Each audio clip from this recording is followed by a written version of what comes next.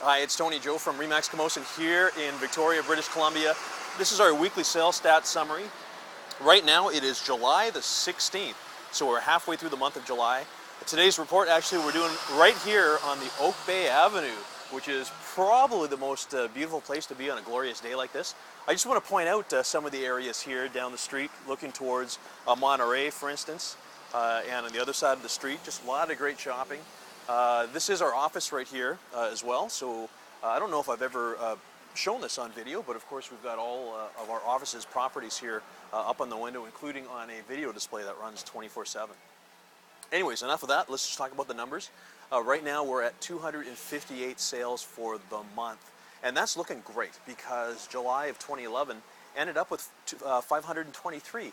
So it's the first time in a while that we're halfway through the month and we've already exceeded halfway through the number of sales in the month, the year prior.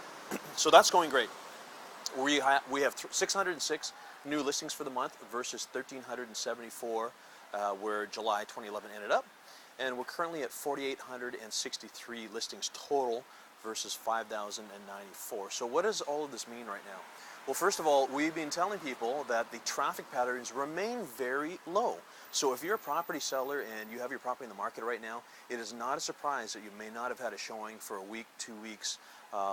Many properties just simply are not being shown. That being said, I just mentioned to you that we've got a lot of sales for the month. So what does that mean? It means a couple of things.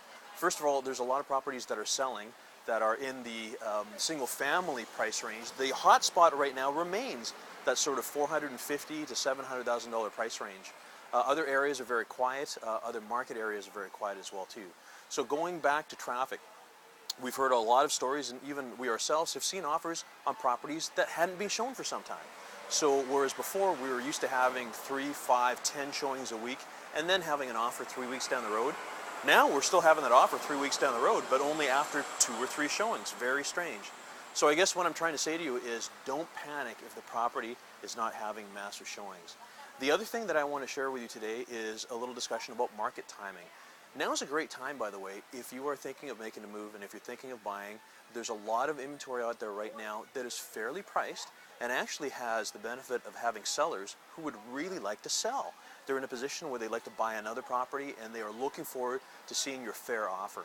And I say fair because there's a difference between fair and lowball trying to take advantage of people, because there's been a lot of that too. I can tell you because we've had offers in the past week from people who frankly have been very unreasonable.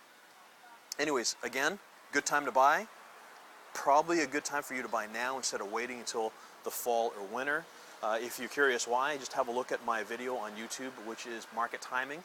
There you'll learn that the inventory levels go down October, November, December, and the number of sales do not go down proportionately. So in other words, it is a better seller's market during that time. Anyways, that's my market update for this week. Look forward to seeing you guys next week. I'm Tony Joe.